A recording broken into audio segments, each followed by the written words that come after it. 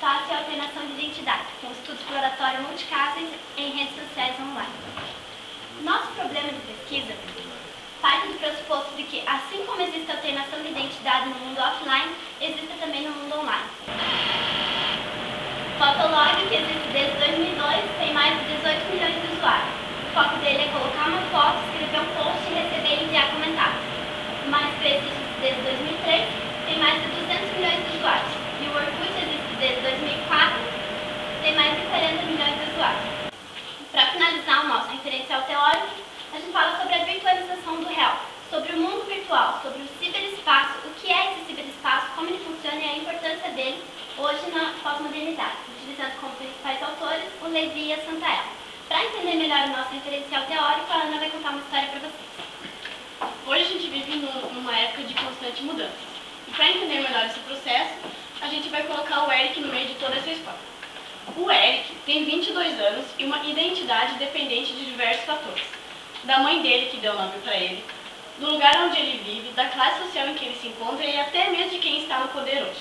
Por depender de todos esses fatores, é que a gente pode considerar a identidade como um processo de metamorfose.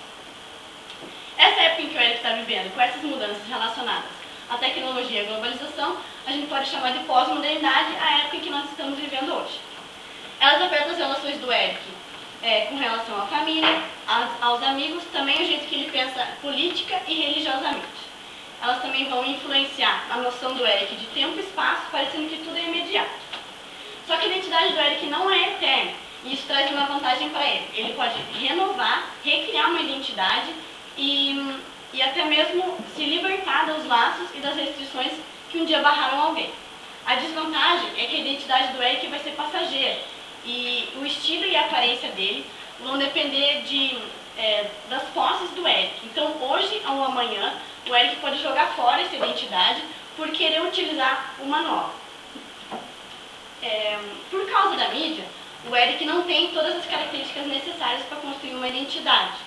Só que isso tem um lado bom, e a mídia ela é importante nessa história, porque é ela que vai moldar a identidade do Eric. Por exemplo, se o Eric vê Malhação, ele vai querer se parecer com o personagem da novela. Se o Eric vê alguém comendo McDonald's, ele vai querer comer também. Então é essa sedução pós-moderna que vai dizer para o Eric se libertar, porque existem coisas só para ele. Só que quando o Eric está com a mãe dele, ele se comporta como filho. Quando ele está com o irmão dele, ele se comporta como irmão também. Então, ele está cumprindo papéis sociais. Ou seja, ao mesmo tempo ele pode ser cowboy, emo, aluno, gostar de rock, pauleira e reggae. Só que uma identidade, ela exige muito mais significado do que um simples papel social que representa algumas funções. Nessa modernidade líquida em que o Eric está vivendo, é arriscado que ele tenha apenas uma identidade fixa, mas é interessante que ele tenha várias para poder usá-las e exibi-las.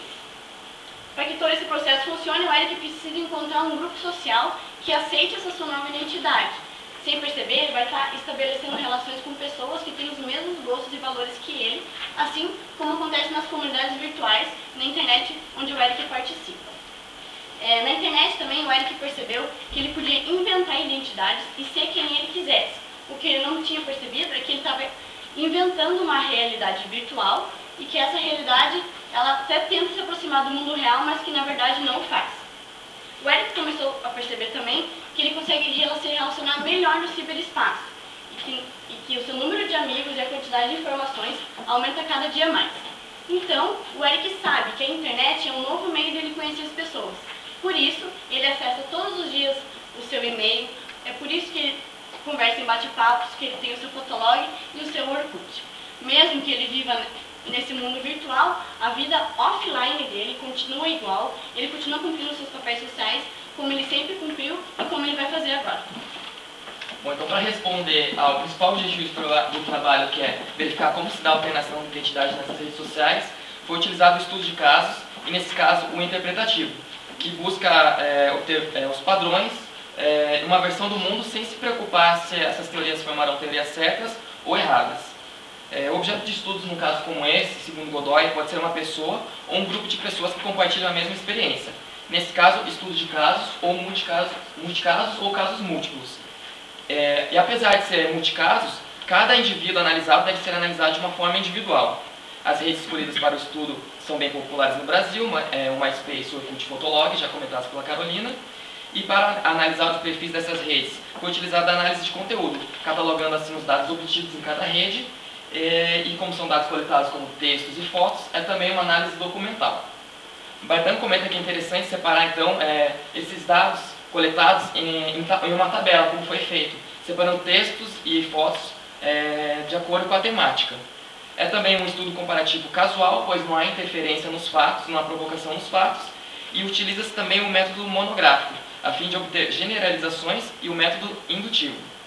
Considerando-se o nível de graduação da pesquisa, o tipo de pesquisa escolhida foi a descritiva, onde foram analisados e interpretados os dados coletados. O método de análise foi o qualitativo, que, segundo Bauer, é muito empregado na área de comunicação e verifica as informações obtidas nos textos e nas fotos.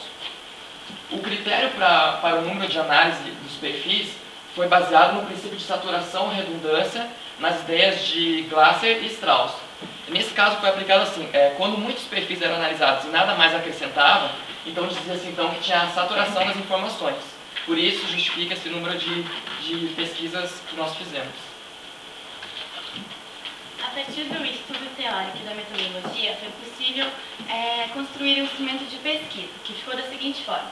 Primeiramente, dados iniciais, identificando o usuário e a rede social analisada.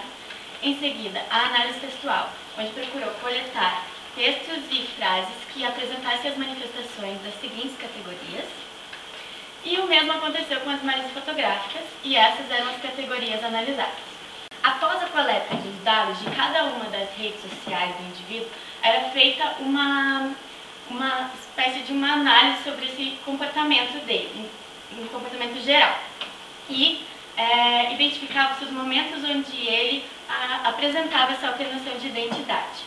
Sobre essa conclusão, é importante primeiramente destacar o fato de que a hipótese inicial de que existia alteração de identidade foi confirmada através de diversos exemplos ao longo do estudo. Mas o nosso objetivo principal era descobrir de que forma isso acontecia.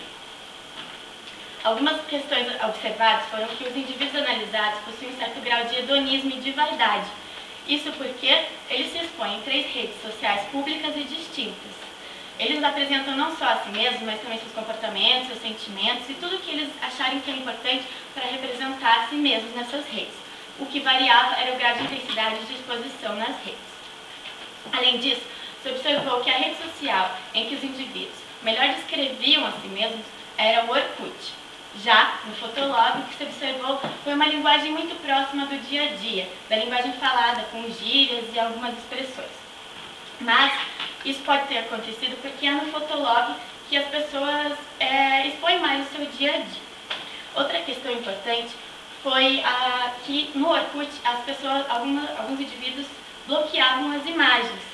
Isso se torna, de certa forma, contraditório para esses indivíduos que possuem outras 2 redes em que essa ferramenta não é disponível. As limitações das pesquisas se devem, por exemplo, ao pouco tempo disponível para a coleta de dados, já além das presentes no estudo. Poderiam também ter sido coletados mais perfis para posterior análise e saturação das informações. Já a amostra, ela não tem representatividade estatística, já que optamos por um estudo exploratório e é um universo de pesquisa bastante reduzido. Já quanto a contribuições, esse estudo nos ajuda a entender melhor como desenvolve a construção de identidade dos indivíduos, também como elas são influenciadas e por que existem crises de identidade. Como sugestões para a continuidade do estudo, sugerimos diversas perspectivas, seja a semiótica, onde poderemos analisar informações como fotos que os usuários postam na rede, também e seus significados, a psicanálise, que pode explicar determinados comportamentos e as suas origens. Também temos a pesquisa participativa, que seria uma pesquisa etnográfica, que demandaria mais tempo do pesquisador junto aos pesquisados, e também os possíveis relacionamentos e manifestações dos gostos dos usuários com determinadas marcas, isso dentro do mundo online. Muito obrigado. Muito bem.